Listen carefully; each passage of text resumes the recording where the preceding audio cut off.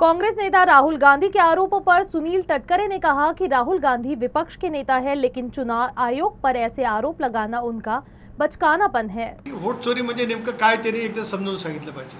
मतदारांची यादी आली ती तुमच्याकडे पोचली तुम्ही पाहिली मतदार जाताना उद्या सुनील तटकरे मतदाराला गेला, माझं आयडेंटिटी कार्ड मला द्यावं लागतंच, पण समोर बसलेले वेगवेगळ्या राजकीय पक्षाचे पोलिंग एजंट तुमच्यावरती तुमच्या ओळखीबद्दल त्यांना हस्तक्षेप असेल तर ते तिथं नोंदवतात। हल्ली परत प्रत्येक ठिकाणी CCTV पण आहे।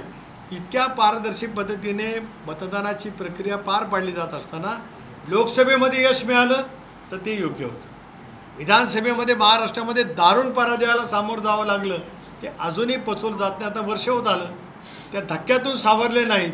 त्याच्यामुळे अशा पद्धतीची वक्तव्य, नवीन मतचोरी, EVM हे वगैरे वगैरे ही जी काय आता नवीन पद्धती सुरू केली ती मतदार शून्य आहे, विचारवंत आहे, त्याला ती कळते आहे।